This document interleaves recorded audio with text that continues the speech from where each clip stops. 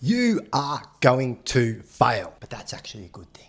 Let me explain. I'm a jiu-jitsu black belt with 20 years of personal experience. A common mistake that I see that people are unwilling to like push themselves to failure or be submitted.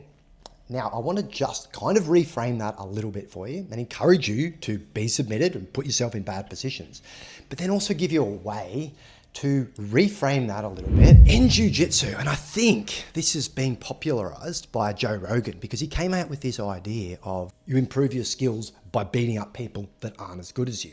The best way to get good at jiu-jitsu is to strangle blue belts.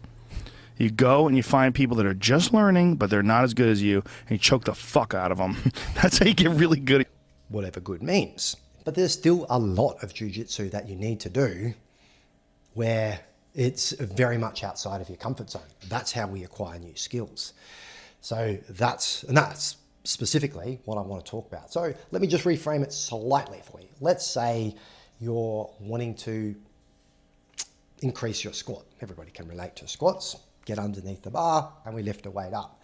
Now, if I go to the gym and I look at the bar in the same way that Rogan would look at a blue belt, I'm just going to make that as light as possible. Maybe even just use a broomstick. I'll do like 5 sets of 20 reps maybe.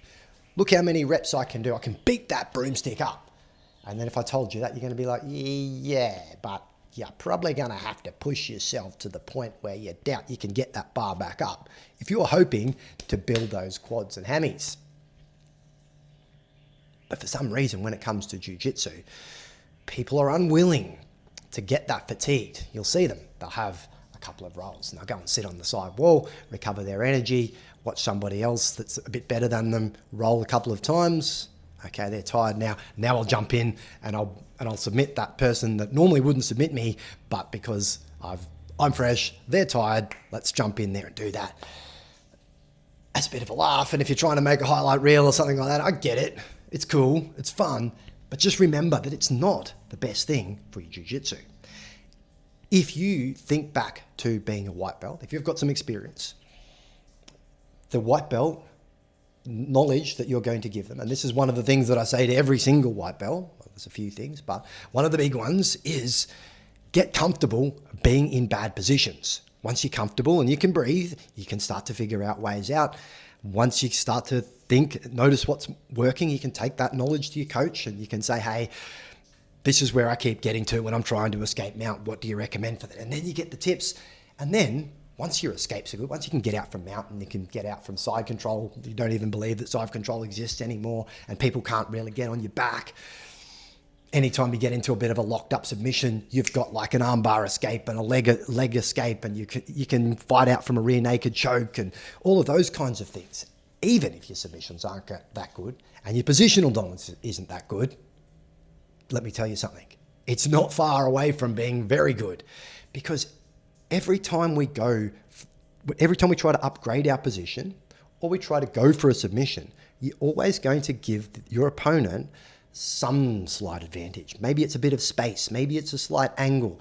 Maybe it's you like needing to take an extra breath or something. But there's a fraction of something that allows them to either escape or reverse the position or do something that you don't want them to do. Now, if you're not comfortable with that person being on top or improving their position, every time you get to a position where you feel like you could upgrade, you're going to second guess it. So that's what I mean.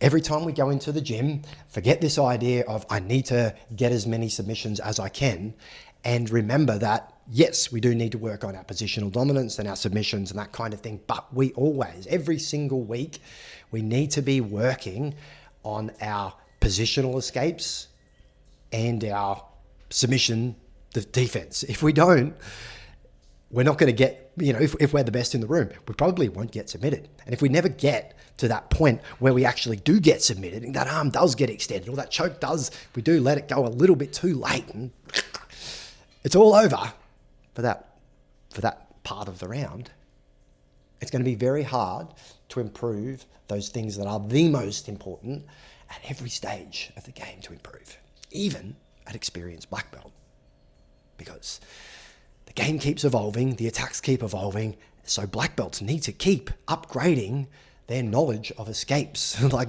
the ways people are attacking and the ways people keep doing jiu-jitsu keeps getting better. The attacks keep getting better, so the escapes need to keep getting better. That's why black belts keep on getting submitted, because they kind of never let themselves get to these bad positions. So their escapes and their from bad positions and their escapes from submissions sometimes ends up pretty bad. It's either really early stage or non-existent. Now, I did promise that we would reframe this. So what I mean by reframe it is one single training session or one single open mat, or even a month of them, doesn't equal your own personal progress or your ideal outcome. What I mean is, if your goal is to win a competition and you keep on getting your back taken and maybe choked, then if you've got a competition in 3 months, one of the main things that you're going to have to keep working on, because people around your size keep taking you back and choking you, when you go into that competition, that's probably going to repeat itself. But if you've got 3 months, you can start a lot of rounds every day with people on your back or with the choke in various stages of being locked up. Yes, you're going to be down 4 points because you're going to let them on their back maybe, or you're going to let them have like a locked up choke, or whatever the situation is. So there's going to be a lot of failure, a lot of losing. But put that in perspective. That's just a training session that nobody's recording. Nobody even remembers. Even the people that submitted you probably forgot that they submitted you. You definitely forgot it yourself. And if you didn't, you're not getting submitted enough. But then when it comes to the competition, that's the part that you're most likely going to have family members and people that don't even train jiu-jitsu watching you compete and seeing you get on the mat. And if you get to that competition, and maybe in the months leading up, you got submitted multiple times every single day, but you go into that comp, somebody goes for your back, you reverse the position, you end up in the top. Maybe you get like a north-south choke or something, boom, it's the win. That's what you worked for. So in that case, doesn't all of those submissions equal success, but on your terms? That's what I mean by reframing it, because a single jiu-jitsu session doesn't equal your jiu-jitsu journey. And a single roll, sub, even a week or whatever, definitely doesn't. So just a little bit of a better way to think about it, and just a way to think about failure. Every time you're in the gym, you go into failure. So when you go into a training session in jiu-jitsu, you go into failure as well. Look, if you like some of this stuff, drop us a DM. More than happy to jump on a call and help you out with your jiu-jitsu progress, especially if you run a gym and you coach students and you really need that ways of putting different things. If you don't have a time in your mind that you want to kind of chat to me, I do have a free school group with most of the stuff that I talk about inside the actual group. I'll drop a link to that down below, so you're more than welcome to send us a request to join, and I'll see you on the inside. All right, my name's Shane. See you in the next one.